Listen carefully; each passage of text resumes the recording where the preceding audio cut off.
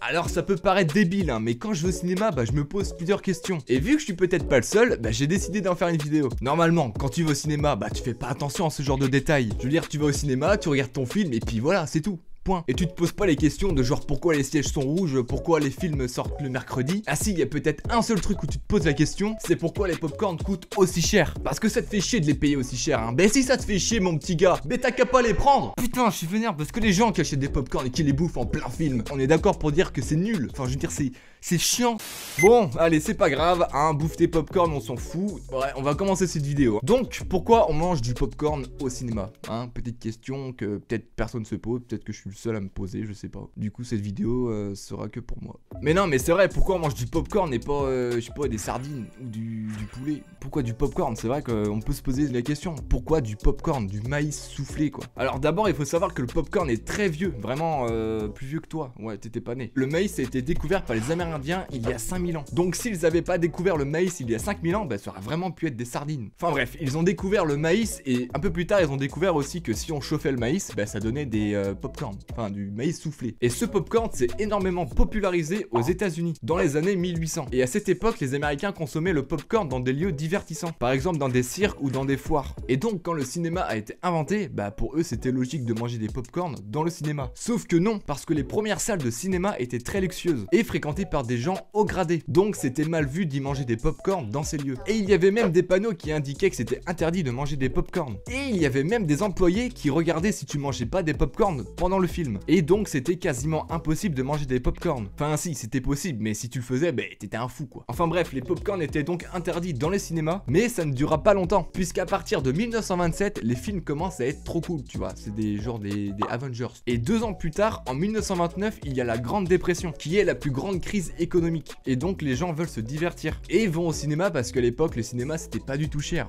Pas comme maintenant, ça a bien changé depuis. Et donc les cinémas explosent leur chiffre d'affaires et le public qui est maintenant énorme, et bah ils souhaitent manger du popcorn dans les cinémas pendant le film. Et les gérants des salles, bah ils sont pas cons, ils se disent bah les gens veulent du popcorn, bah on va leur en vendre, comme ça bah nous, on va se faire des sous. Et donc ils acceptèrent le fait que le public peut manger des popcorn dans le cinéma. Voilà, maintenant tu sais pourquoi on mange du popcorn et pas des sardines dans les cinémas. Mais bon, ça aurait quand même pu être des sardines, tu vois.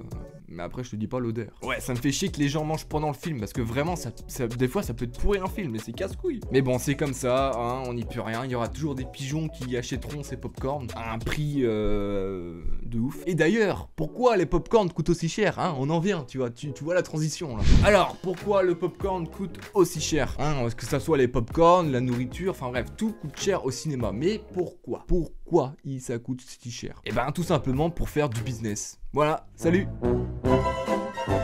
Non, en vrai, c'est aussi cher parce qu'il y a une marge énorme. Comme dans les aéroports, dans les aires d'autoroute, dans les parcs d'attractions aussi, c'est la même chose, tu vois. La marge que se font les cinémas sur des sodas ou des popcorn est aussi élevée que sur un ticket de cinéma. Parce que quand t'achètes un ticket de cinéma, bah il faut pas croire que tout l'argent que tu verses va dans le cinéma. Ah non, t'inquiète pas que non. Le CNC récupère un petit pourcentage, hein, les auteurs, bah bien sûr, c'est leur truc, donc vraiment ils vont prendre un pourcentage. Il y a aussi des taxes, tu vois, il y a une part qui va à l'État. Enfin bref, il y a beaucoup de gens qui prennent un pourcentage sur ce ticket.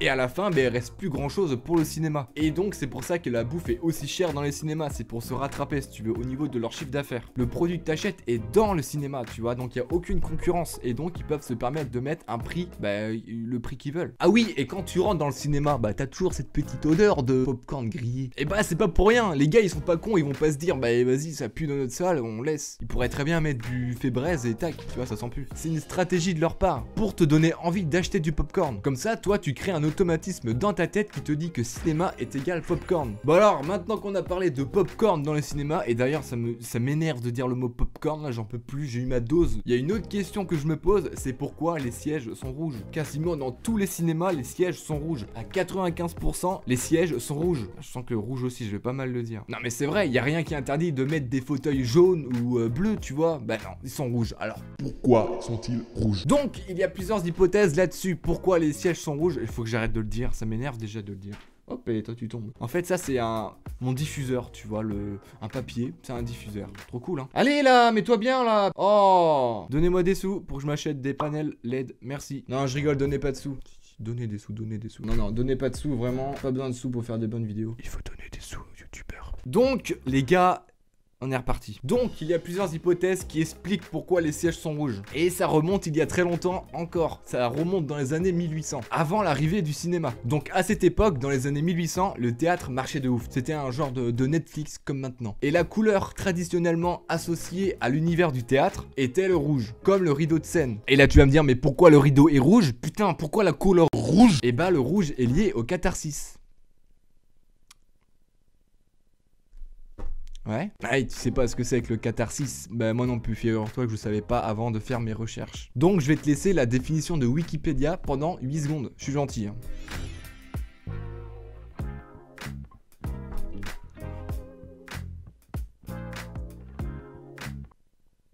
T'as toujours rien compris?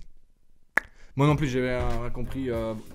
Oh, ça tombe. Bon, en gros, pour faire très simple, et ça se trouve, j'ai rien compris du tout et je vais te dire que de la merde. La catharsis est un moyen qui permet de mieux imprégner le spectateur dans ce qui se passe sur scène. Et également pour les joueurs sur scène d'être mieux imprégnés dans leur rôle. Donc voilà pour la première hypothèse. La seconde hypothèse, ça serait Napoléon qui aurait choisi cette couleur. Car il trouvait que le rouge rendait les femmes plus belles et ravivait même leur teint. Troisième hypothèse, comme je vous l'ai dit avant, au 19e siècle, le cinéma était considéré comme un lieu de luxe. Et la couleur rouge représente le luxe, mais aussi la légèreté. Et la couleur rouge s'oppose d'ailleurs à la couleur verte, qui à l'époque était considérée comme la couleur de malheur au théâtre et au cinéma. Et le vert était la couleur du mal, des fous et des méchants. Et donc, troisième hypothèse, au fil des années et de la mode, les robes des femmes étaient de moins en moins épaisses. Et à la fin du film, lorsqu'elles quittaient leur siège, il se pouvait qu'elles puissent laisser des petites traces derrière elles, certaines traces liées à leurs règles. Et donc, pour éviter ce malaise, les fauteuils seraient devenus rouges. Voilà, un peu éclaté au sol, hein, cette hypothèse.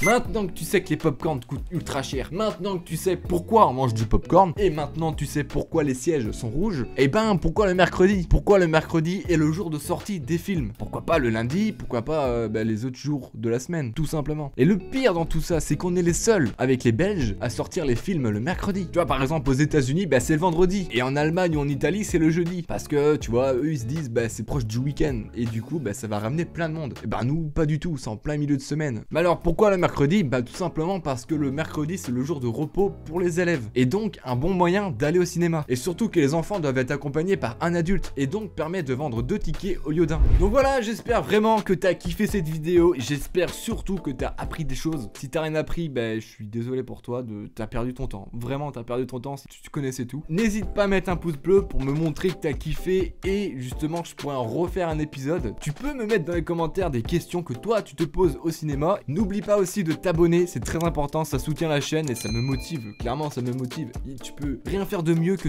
t'abonner en fait, c'est un truc de ouf. N'hésite pas à me suivre sur les réseaux sociaux, je mets tout dans la description. Tu pourras me suivre partout et m'harceler si tu veux, si ça t'amuse. Voilà, sur ce je te dis bon film et à bientôt.